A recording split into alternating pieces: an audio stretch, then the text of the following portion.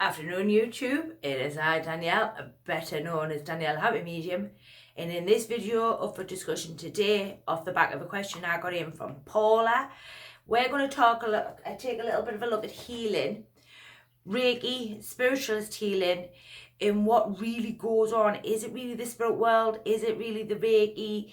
What really is going on there? So Paula's question to me was, Danielle, when I'm doing Reiki, sometimes I get messages and things for the clients when I'm doing my particular Reiki session or doing any sort of energy work.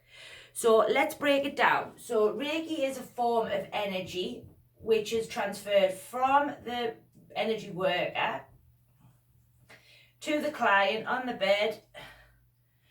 And what this does is Reiki practitioners are normally attuned, so it means that they will be given a set of symbols which are beneficial to them in order to be able to give over energy in order to help the walking world body, so our physical body.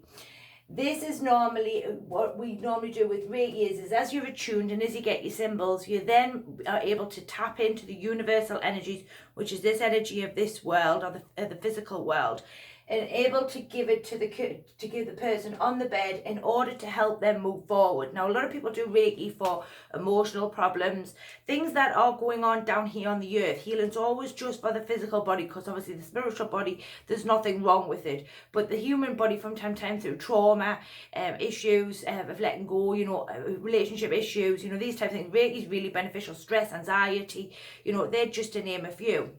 And what happens is when you become attuned, you, like I say, get a set of symbols, and these help you to be able to place the energy of the universal world as to where you think it needs to be. Now, what can happen is the energy worker can actually move their mind also and go to the spirit world. And obviously the spirit communicators will be there for this particular loved one on the bed. Now, it is your job, as the Reiki attuned, with the Reiki practitioner, to tell this lot to get gone, because you're not there for spiritual messages. You're there to give the energy for the human body in order to heal it, help it move forward, whatever it may be that you have been asked to do within that session. What can happen and what does happen is because the mind's not quite disciplined enough, you've moved your mind and gone to the spirit world, Paula, there, all right?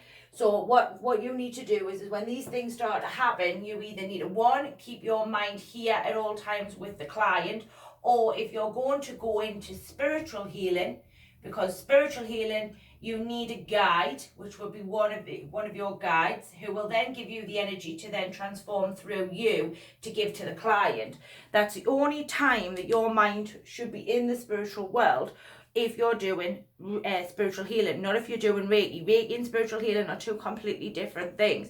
Spiritual healing comes from the spiritual world through a guide, from the spirit world through a guide, through you into the spiritual, into the human body.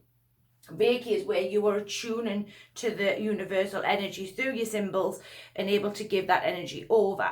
So when you asked me your question, there was two elements I needed to look at. There was two elements in the fact that you've moved your mind, and these communicators have been there, because communicators always come loved ones to me and you, because ultimately they're always with us. They never leave us. So when they get an opportunity to talk, whether it be through healing or whether it be through mediumship or, through tarot or psychic, whatever it may be, they're always there looking. The spirit world's always looking to communicate in some capacity, but your job here is not to communicate with the spirit world. Your job here is to give a Reiki session to help the loved one or this person here to benefit from it, to be able to start and move forward. So really, Paula, what you've done is you've moved your mind to the spirit world. Spirit world's come forward.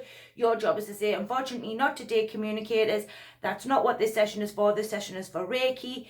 And therefore I do not need your assistance. Or what you have done is you took your mind to the spirit world to get your spiritual guide, who will then bring through the spiritual energy to then be able to give that over to the loved one here on the bed.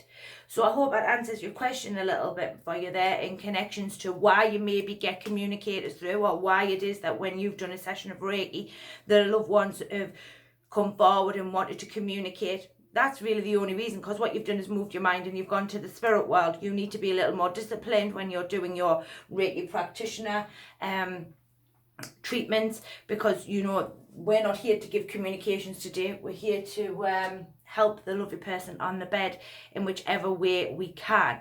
So in this session, or in this video up for discussion today, and off the back of Paula's question, which was, why do I get communicators through when I'm doing Reiki treatments? Hopefully this has answered your question a little bit more for you there.